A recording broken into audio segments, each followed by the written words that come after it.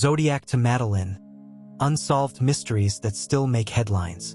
Before we dive in, kindly hit the subscribe button and let us know where you are watching from in the comment. San Francisco, 1968. Two teenagers, David Faraday and Betty Lou Jensen, parked their car in a secluded lover's lane outside Vallejo, California.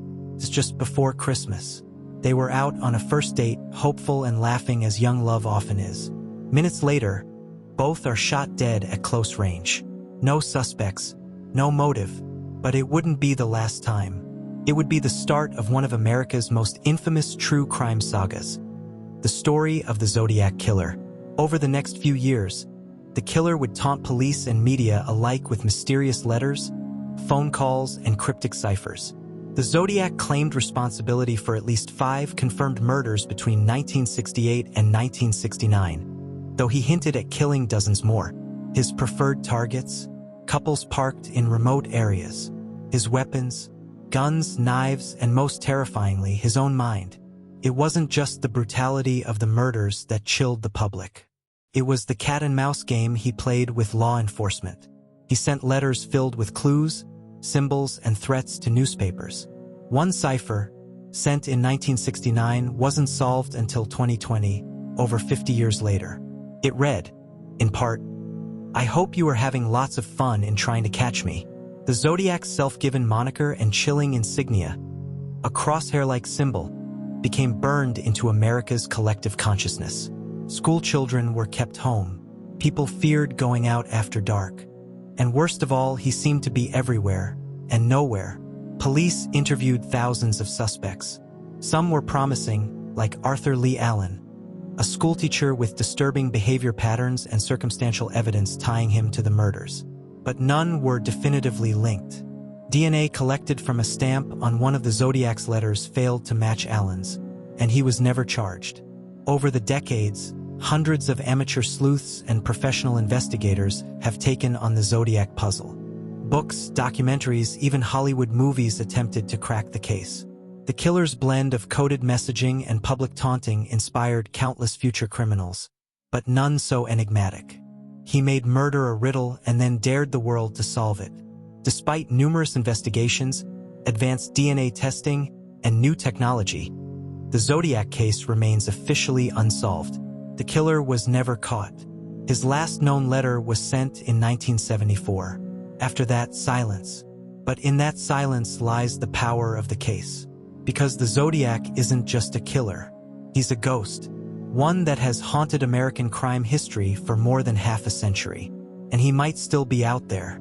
It was a quiet evening on May 3, 2007, in the coastal village of Praia da Luz in Portugal. The McCann family, British tourists on vacation, had settled into their holiday routine. Jerry and Kate McCann put their 3 children, 3-year-old Madeleine and her younger twin siblings, into bed around 8:30 p.m. at their rented apartment. They joined friends for dinner just 50 meters away at the resort's tapas bar, leaving the children sleeping behind. But when Kate returned at 10 p.m. to check on them, Madeleine was gone. From that moment, the world changed. What followed was not just a police investigation. It was a global media frenzy, a barrage of speculation, and a case that exposed deep flaws in international law enforcement cooperation. The disappearance of Madeleine McCann remains one of the most well-known and haunting unsolved mysteries in modern history. Kate McCann's cries of, "They've taken her," would become a rallying cry for desperate parents everywhere. The initial response from the Portuguese police was slow and disorganized. The apartment wasn't cordoned off properly, vital evidence was lost or contaminated, and leads weren't pursued with urgency. Within hours, the case spiraled into chaos. Police were unsure if they were dealing with an abduction, a runaway child, or something more sinister. Rumors spread. Witnesses came forward with inconsistent statements.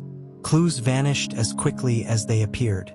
The McCanns, desperate for answers, turned to the media. Their faces and Madeleine's became global symbols of fear and confusion. Over the next few weeks, reports of possible sightings of Madeleine flooded in from around the world. Morocco, Malta, Spain, even as far as South America, but none were confirmed. British tabloids offered hefty rewards for information, fueling a circus of false leads and opportunists. Psychics weighed in. Amateur sleuths flooded online forums. Everyone had a theory. No one had answers. A British man, Martin Smith, claimed to have seen a man carrying a blonde child that night near the resort. His composite sketch was released, but it bore little fruit. As weeks turned into months, public opinion began to shift. The Portuguese police, under mounting pressure and lacking hard evidence, began to suspect the McCanns themselves. Why had they left their children alone? Why were there no signs of forced entry? Why was there no ransom demand? Portuguese authorities named Kate and Jerry McCann Arguidos, formal suspects in their daughter's disappearance. The accusation shocked the world, but the British public rallied behind the McCanns. Scientific tests on the apartment revealed trace DNA, but nothing conclusive. With no charges and no body, the McCanns were eventually cleared. Few cases in modern history have captured the attention of the media quite like Madeline's. Every front page bore her photo. Every talk show debated theories. Documentaries were made. Books were written. Some saw the media attention as helpful. It kept the case in the spotlight. Others saw it as harmful, turning a tragedy into a spectacle. The McCanns received both unwavering support and vile online abuse. In some corners of the internet, they were villainized. In others, sanctified. The relentless coverage turned Madeleine into the most recognized missing child in the world. In 2011, the British government launched Operation Grange, a special task force under the Metropolitan Police Service to review the case. It was a rare move, signifying the importance and complexity of the investigation. Over the next decade, Operation Grange sifted through thousands of documents, re-interviewed witnesses, and pursued new leads. A few new suspects emerged. Most notably, in 2020, German authorities announced they were investigating a man named Christian Bruckner, a convicted pedophile who had lived in Portugal around the time of the disappearance. German prosecutors declared they had concrete evidence that Madeleine was dead, though they offered no details. As of today, no charges have been filed. Numerous theories swirl around the Madeleine McCann case, each as troubling as the last. Stranger abduction, the most widely accepted theory, is that Madeleine was abducted by a stranger while she slept. But who and why? Human trafficking, some believe she was taken by a child trafficking ring that targeted tourists. Accidental death and cover-up, a controversial theory, suggests Madeleine died accidentally and that the parents, or someone close, covered it up. Inside job or others suggest an employee at the resort may have orchestrated the kidnapping. Each theory comes with its own set of supporters and detractors. None have been proven. Over the years, advancements in DNA technology, forensic imaging, and digital tracing have renewed hope in cold cases like Madeleine's. Facial age progression software has created images of what she might look like as a teenager. Genetic databases could one day link distant relatives. But so far, the key piece of the puzzle remains missing. For over 17 years, Kate and Jerry McCann have refused to give up. They've raised funds, met with global leaders, hired private investigators, and used every resource available. Their lives have been consumed by the search. On every anniversary, they release a statement. On every birthday, they light a candle. They keep Madeleine's bedroom exactly as it was. Their strength is both admirable and devastating. Madeleine McCann's disappearance changed how the world looks at missing children. It led to reforms in how resorts and police handle such incidents. It inspired the creation of Amber Alert-type systems in Europe. It exposed both the power and the dangers of media. But most importantly, it put a face, a very real, very human face, on the issue of child abduction. Her photo is etched into public memory. Her name continues to make headlines, and her story still sparks debate, empathy, and unresolved pain. The vanishing of Madeleine McCann remains a wound that has never healed. Not for her family, not for the millions who followed the story, and certainly not for law enforcement on both sides of the Atlantic. It is a story without an ending, a puzzle with missing pieces, and a mystery that, even after all these years, refuses to be forgotten. For more chilling true crime stories, don't forget to like, comment, and subscribe to the channel. February 25, 1957, was cold and gray in Philadelphia, Pennsylvania. In a wooded area known as Fox Chase, a young man checking his muskrat traps stumbled upon what looked like a large discarded box, the kind used for shipping bassinets. Inside it was the body of a boy, naked, bruised, and wrapped in a plaid blanket. He looked about 4 or 5 years old. His hair had been recently cut, and oddly, it appeared to have been done post-mortem. No name, no one missing him, no leads. And so began one of America's most enduring cold cases, the case of the boy in the box. The young trapper, fearing the authorities would confiscate his illegal traps, said nothing. Days later, another young man, intrigued by a rabbit he'd seen run into the woods, made the same grim discovery and called the police. The child's body was small, frail, and battered. His arms bore bruises, his chin was marked with scars, and his feet were wrinkled, as though they had been submerged in water. He weighed just 30 pounds. There was no clear cause of death, but signs pointed to blunt force trauma. Despite being only a child, he looked like he had known pain far beyond his years. Investigators searched tirelessly. Flyers with the boy's face went out in thousands. His fingerprints were taken. Posters were plastered in gas stations, post offices, and stores across Pennsylvania and beyond. Police examined hundreds of missing persons reports. No matches. The box he was found in had once contained a bassinet sold at a local JCPenney. Investigators tracked down every purchase. Nothing. The blanket was analyzed. Common pattern. No leads.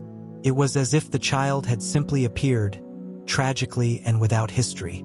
Over the decades, many theories have tried to explain who the boy in the box was and how he ended up in such a sorrowful fate. The foster home theory, a woman came forward years later, claiming the boy had been adopted by her abusive mother. She said he was beaten to death in a fit of rage and then disposed of. Investigators couldn't corroborate her story. The carnival child theory, others believed he may have been the child of traveling carnival workers, never reported missing because he was never officially documented. The lost twin theory, some speculated he may have had a sibling, and that the family hid his existence due to shame, disability, or other unknown reasons. The human trafficking angle, a more recent theory suggests he may have been a victim of child trafficking. His body was too clean, his nails trimmed, suggesting recent care, perhaps even by someone who felt guilt. All these theories, and yet no one could say with certainty who he was. Over the years, Philadelphia adopted the boy as one of their own. He became America's unknown child. A memorial was erected. People brought flowers. Police detectives, many of whom never even worked the case, visited the site often. Every few years, forensic artists recreated his face, aging it backward or forward to see if someone, somewhere, would recognize him. Each time, the public responded with warmth, but no answers. In the 1990s and early 2000s, the case saw renewed interest with the advent of DNA testing. The child's remains were exhumed twice to collect viable DNA. Genealogists worked tirelessly to trace distant relatives. Then, in December 2022, 65 years after the discovery, the world finally got a name: Joseph Augustus Zarelli. Using DNA from the boy's remains and sophisticated genealogical research, authorities identified living relatives. Joseph had been born in January 1953. His parents were known, but authorities have not publicly released their names. While the mystery of his identity was solved, many questions remain unanswered. Who killed Joseph? Why? Did his parents know? Was it a stranger? A relative? The announcement of his name brought a strange blend of relief and renewed grief. A name gave him humanity, but the realization that someone, somewhere, had let this happen and stayed silent was unbearable. For the detectives who worked the case for decades, Joseph's identification was both a victory and a burden. They had spent entire careers chasing shadows, haunted by the idea of a little boy no one claimed. Some retired officers cried when his name was announced. Others visited his grave, finally able to say goodbye properly. The citizens of Philadelphia, too, reacted with solemn empathy. Flowers were laid once more at his grave, now bearing his real name. The case of the boy in the box inspired documentaries, novels, podcasts, and even poems. His story captivated those drawn to cold cases and unsolved crimes. But beyond the intrigue, Joseph's case stood for something more. The enduring human need for justice, for truth, and for closure. He became a symbol, not of tragedy, but of determination. The persistence of investigators, and the eventual breakthrough via DNA, showcases how cold cases are never truly forgotten. With advancing technology and tireless commitment, answers can emerge even decades later. Joseph Augustus Zarelli's identification reminded the world that every child matters. Every story deserves to be told. For over 6 decades, he was a nameless boy in a box, forgotten by the world but remembered by a city. Now, Joseph has a name, a birthday, a legacy. And while his killer has yet to be identified, his story stands as a testament to human resilience and the unrelenting pursuit of justice. It began like a horror movie, but this was no fiction. In December 2010, a police officer and his dog were searching for a missing escort, Shannon Gilbert, along a desolate stretch of Ocean Parkway near Gilgo Beach, Long Island. What they found instead were 4 bodies wrapped in burlap, placed within a quarter mile of each other. The remains, all women who worked as online escorts, appeared carefully disposed of, as if someone had taken time, precision, and practice. The discoveries launched a manhunt for what would become known as one of America's most elusive predators, the Long Island serial killer, Lisk. A specter whose identity would remain unknown for over a decade, all while more bodies piled up. The first 4 women found, Melissa Barthelemy, Megan Waterman, Amber Lynn Costello, and Maureen Brainerd Barnes, shared similar profiles. Petite, in their 20s, and involved in online sex work. Each had vanished under mysterious circumstances, often after arranging to meet a client. What made the discovery even more chilling was that all 4 had been missing for years. The realization that they had been lying just beneath the surface of an affluent beachside community shocked the nation. By spring 2011, more remains were uncovered, some miles away, others near the initial site. The total number of victims tied to the case grew to over 10, with some speculation that there were as many as 16. Shannon Gilbert, whose disappearance initiated the search, wasn't among the first bodies found. She was discovered separately in a marsh months later. Authorities initially claimed her death was accidental, that she had drowned in a drug-induced panic. But her family never accepted that conclusion. Shannon's case remains controversial. Her last known moments were chilling. She had made a panicked 911 call, telling dispatchers, "They're trying to kill me," before running through the neighborhood, knocking on doors, and ultimately vanishing. While some believe she was another victim of the Lisk, others think her case is unrelated. Regardless, it brought the monster of Gilgo Beach into public view. The case became a media frenzy.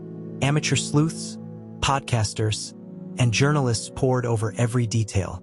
Suspects were suggested, local residents, ex-cops, sex clients, but nothing ever stuck. One suspect, a Long Island doctor, drew attention for his odd behavior and proximity to the crime scenes. Another was an ex-police chief later jailed for unrelated crimes. Yet no one was charged. Tips came in by the hundreds. Leads were pursued. But time and again, the trail went cold. In 2020, Suffolk County Police released images of a belt found near one of the crime scenes with embossed initials WH or HM. It was believed to belong to the killer. Even this clue, however, led nowhere. In a shocking development, authorities announced the arrest of a suspect in July 2023, Rex Hoyerman, a 59-year-old architect living in Massapequa Park, just miles from the burial sites. He was charged in connection to 3 of the Gilgo 4 murders, with a 4th pending. Hoyerman was described as quiet, married, and unassuming, a family man with children. But beneath the surface, investigators claimed, was a dark double life. Using burner phones, fake email accounts, and meticulous planning, he allegedly contacted escorts, lured them, and killed with chilling precision. Police found a hidden soundproof room in his home. They recovered over 200 guns and disturbing online searches linking him to serial killers, body disposal, and torture methods. DNA from pizza crust and hair found on the victims matched Hoyerman. It was the crack in the case that had eluded investigators for over a decade. The arrest sent shockwaves through Long Island and the broader true crime community. For years, residents had feared a predator lived among them. The fact that it was a seemingly normal man, a professional, even only deepened the horror. Still, questions remain. Was Hoyerman responsible for all the murders? What about the unidentified victims? Were there accomplices? Why did he stop, or did he? Many believe Hoyerman is only the beginning of the unraveling story. Some theorize there may be other killers at play, given the wide time frame and geographic dispersion of the remains. The Long Island serial killer case inspired countless documentaries, podcasts, and dramatizations. From HBO's Lost Girls to investigative pieces by the New York Times, the story gripped a nation. What made it so compelling wasn't just the horror, but the setting. These weren't killings in a dark alley or abandoned warehouse. These were in the shadows of million-dollar beach homes, among joggers, tourists, and summer barbecues. It was a reminder that evil doesn't wear a mask. It often looks like the neighbor next door. In the midst of the sensationalism, advocates reminded the public to focus on the victims. Maureen Brainerd Barnes, Melissa Barthelemy, Megan Waterman, Amber Lynn Costello. These were real women, daughters, friends. Some were mothers. They were not just statistics or characters in a horror tale. They were people with lives and dreams cut short by unspeakable brutality. Their families, for years, fought for justice. And while Hoyerman's arrest brought some relief, the pain remains. The List case revealed the challenges of investigating serial crimes, especially when the victims come from vulnerable communities. It also showed the power of perseverance. Modern forensic science, especially advancements in genealogy and data tracking, was key to breaking the case. Collaboration between state and federal agencies, often fraught with red tape, ultimately paid off. This case also reignited conversations about how law enforcement treats missing persons, particularly sex workers. Too often, their cases receive delayed attention, leading to prolonged injustice. The story of the Long Island serial killer is far from over. Rex Hoyerman's trial is pending, and new evidence continues to emerge. But for the families of the victims, there is finally a glimmer of closure. After years of silence, someone is being held accountable. The sands of Gilgo Beach may have hidden secrets for years, but now they're speaking, and they demand to be heard. It was the late 1960s in Northern California, a time of peace, protests, and counterculture. But amidst the rise of the flower child era, a shadow loomed. He called himself the Zodiac, and unlike any killer before or since, he didn't just leave behind bodies. He left riddles, ciphers, and letters sent straight to the heart of the public and press. To this day, no one knows who he really was. The Zodiac's reign of terror is generally believed to have begun on December 20th, 1968, on Lake Herman Road near Vallejo. Teenagers Betty Lou Jensen and David Faraday were parked in a quiet lover's lane when someone approached their vehicle. Witnesses later described the scene as abrupt and brutal. David was shot in the head at close range. Betty Lou tried to run but was gunned down with 5 bullets in the back. There were no suspects, no leads, and no witnesses willing to come forward with usable evidence. But this was just the beginning. On July 4th, 1969, in nearby Blue Rock Springs Park, Darlene Ferrin and Michael Mageau were sitting in a car when a man approached with a flashlight and gun. He opened fire, killing Darlene and seriously wounding Michael. Minutes later, a call came into the local police station. "I want to report a murder. If you will go 1 mile east in Columbus Parkway to the public park, you will find the kids in a brown car. They were shot with a 9mm Luger. I also killed those kids last year. Goodbye." The voice was calm, composed, almost proud. Just weeks later, letters began arriving at major newspapers, including the San Francisco Chronicle, the Examiner, and the Vallejo Times-Herald. Inside each envelope was a piece of the now infamous 408-symbol cipher, a message the killer claimed would reveal his identity. He wrote, "I like killing people because it is so much fun. The letter demanded the ciphers be published on the front page, or he would kill again. The public was captivated and terrified. Cryptographers, amateur sleuths, and even school teachers worked to crack the code. A high school teacher and his wife finally deciphered it. "I like killing people because it is so much fun. It is more fun than killing wild game in the forest." But there was no name, no real clue as to who he was. The Zodiac had played his first card and won. On September 27, 1969, college students Brian Hartnell and Cecilia Shepard were relaxing by Lake Berryessa. A man in a black executioner-style hood approached them. On his chest was a circle with a cross, what would become the Zodiac's personal symbol. He tied them up, then, with a foot-long knife, stabbed them repeatedly. Cecilia died. Brian survived, barely. The Zodiac called the police again to report his crime. His accuracy and detail confirmed it was no copycat.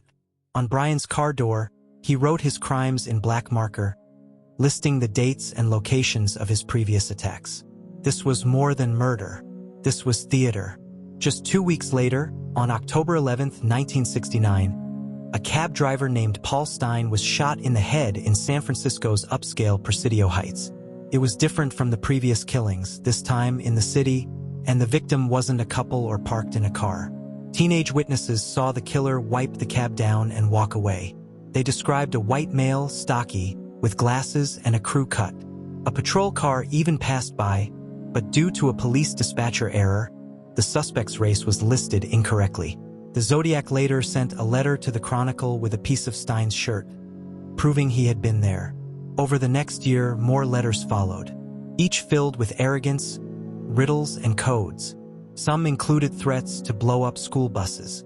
Others contained additional ciphers like the 340-character cipher, which would not be cracked until 2020, over 50 years later. One of his most infamous messages read, "This is the Zodiac speaking." It became a phrase forever etched into the minds of true crime followers. Despite the efforts of local police, the FBI, and thousands of amateur investigators, no suspect was ever charged.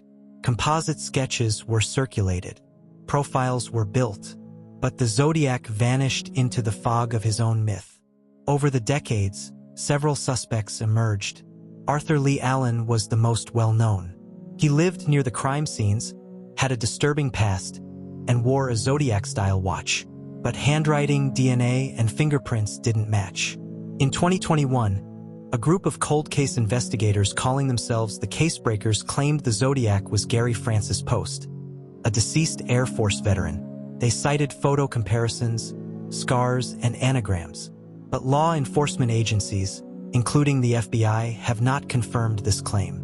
The lack of physical evidence and the Zodiac's unpredictability continue to baffle experts. The Zodiac Killer committed at least 5 confirmed murders, though he claimed to have killed 37. Some believe he may have been responsible for other unsolved crimes. What makes the case so enduring isn't just the mystery, but the way he communicated. He wanted to be known, feared, and studied. He crafted a persona so terrifying, it influenced everything from movies, Dirty Harry, Zodiac, to modern criminal profiling. He was one of the For more chilling true crime stories, don't forget to like, comment, and subscribe to the channel.